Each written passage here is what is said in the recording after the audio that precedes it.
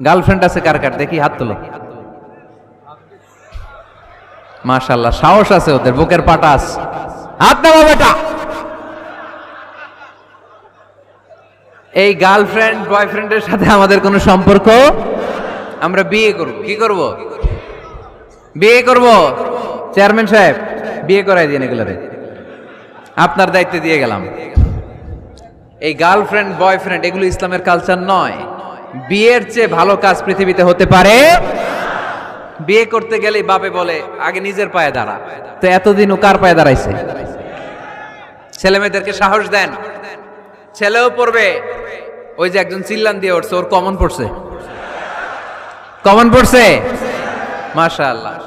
গার্ডিয়ানরা যারা আছেন ওদের দুঃখ কষ্ট একটু বুঝছেন আপনারা, মিলাই দিয়েন ওদেরকে, বিয়ের পিড়িতে বসায় দিয়েন। বিয়েতে কল্যাণ, বিয়েতে বরকত। বিয়ের মতো ভালো কাজ হতে পারে না। সব নবীরা বিয়ে করেছেন। আর নিকাহ মিন সুন্নতি, বিয়ে আমার সুন্নাত।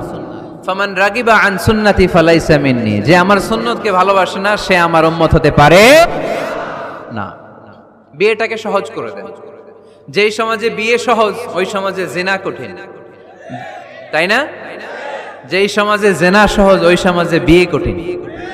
আমাদের সমাজে জিনা করা সহজ, বিয়ে করতে লাগে 10 লাখ, জিনা করতে লাগে 1000। ঠিক কি না?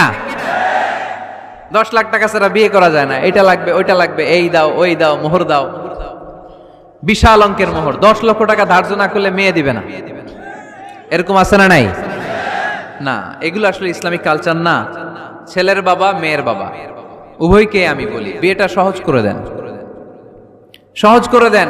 ছেলে পড়াশোনা করুক, সমস্যা নাই, মেয়েও পড়ুক, কিন্তু তারা পবিত্রভাবে তাদের সম্পর্ককে মেনটেন করুক। ঠিক কিনা?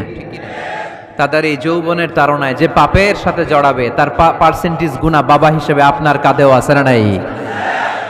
এজন্য বাবারা সাবধান, মায়েরা সাবধান, বিয়েটাকে সহজ করেন।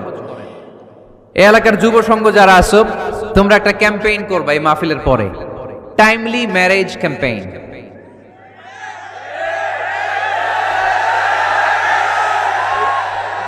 Timely marriage campaign. সময় মতো বিয়ে দিতে হবে, দেরি করা যাবে। বাপ মা বুঝে না, একজনকে হুজুর আব্বাই বুঝে না। গার্ডিয়ান যারা আছেন একটু সদয় হন। ওরা যে পাপের সাথে, পাপের রাস্তা যে ওরা চিনে যাচ্ছে, পাপের পথে যে জড়িয়ে যাচ্ছে, আল্লাহর সুপ্রিম কোর্টের কাঠগড়ায় আসামি করে আল্লাহ সেদিন আপনারে দাঁড় করাবে। আল্লাযীনা হুম লিফুরুজিহিম হাফিজুন, দে গার্ড देयर প্রাইভেটস। মুকদ্দামাতুল হারামে হারাম, এট এ গ্ল্যান্স। একটা নারীর দিকে চোখ পড়ে যাওয়া এটা হারাম না, কিন্তু এই চোখ পড়ার কারণে এটা জেনার দিকে নিয়ে যাবে, এজন্য এটাকেও হারাম করেছে কে? মুকদ্দামাতুল হারামে হারাম। এই নজরটা বড় খারাপ। আর নাযার সাহামুন মাসমুমুন মিন সিহামি ইবলিস। এই নজর হচ্ছে শয়তানের বিষ মাখানো তীরের মধ্যে থেকে একটা ভয়ঙ্কর তীর। এই তীর দিয়ে শয়তান যুবক আর যুবতীদেরকে কাবু করে ফেলে। আমরা শয়তানের হাতে ধরা দিতে চাই না, আমরা বিয়ের মতো পবিত্র বন্ধনে আবদ্ধ হতে চাই। ঠিক কি না?